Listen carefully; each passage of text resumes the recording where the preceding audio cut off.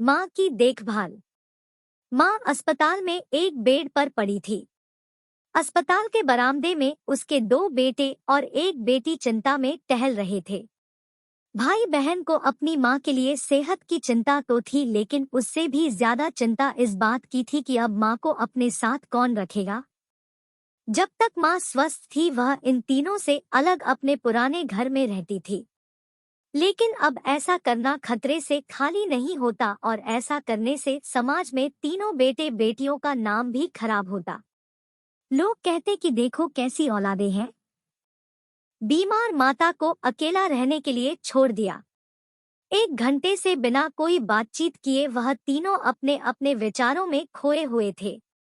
फिर बहन ने चुप्पी तोड़ते हुए अपने बड़े भाई की तरफ देखते हुए कहा, भैया आप बड़े हैं, इसलिए आपका कर्तव्य है कि माँ को जरूरत के समय आप रखें और उनकी देखभाल करें। छोटी बहन की बात सुनकर बड़े भाई ने पहले अपनी पत्नी की ओर देखा और बोला, मैं इस बात से बिल्कुल इनकार नहीं करता कि बड़े होने के नाते मेरा माँ की देखभाल करने का कर्तव्य है, लेकिन तुम तो जानती ही हो कि मैं और तुम्हारी भाभी दोनों ही जॉब करते हैं। ऐसी हालत में माँ के साथ किसी ना किसी को हर वक्त उनकी देखभाल करने के लिए उनके साथ रहना पड़ेगा, जो हमारे लिए बहुत मुश्किल हो जाएगा। बहन तुम तो पूरा दिन घर ही रहती हो, तुम माँ को अपने साथ क्यों नहीं रखती? पैसों की चिंता मत करना, जो भी खर्चा आएगा मैं दे दूंगा।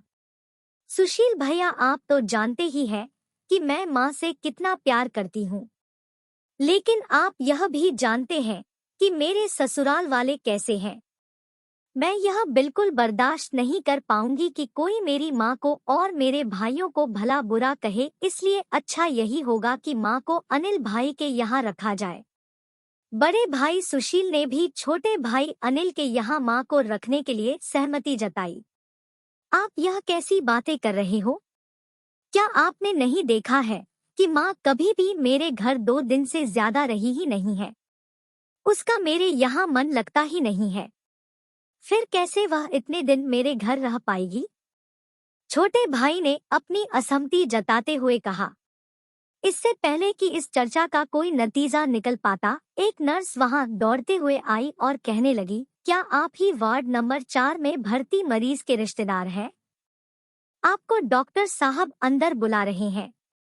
सभी घबरा गए और दौड़ते हुए डॉक्टर के पास पहुंचे। डॉक्टर ने उनसे हाथ जोड़ते हुए कहा, आई एम सॉरी, मैं आपकी माता जी को नहीं बचा पाया।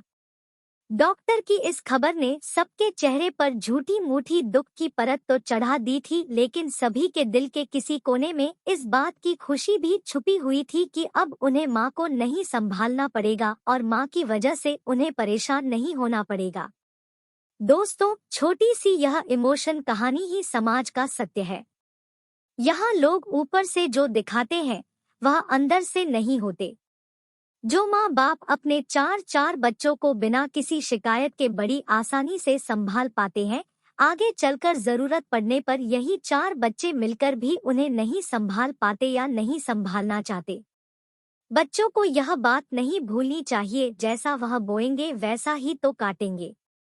अगर आज वह अपने माँ बाप के साथ बुरा बर्ताव करते हैं, तो उन्हें यह याद रखना चाहिए कि उनके बच्चे भी बड़े होंगे और वह भी बूढ़े होंगे। जो उन्होंने अपने माँ बाप के साथ किया है, उनके बच्चे भी उनके साथ वही करेंगे। दोस्तों, अपने दिल से छल कपट निकाल दीजिए और सच्चे मन से अपने माता पिता की, अपने बुजुर्गों की सेवा कीजिए।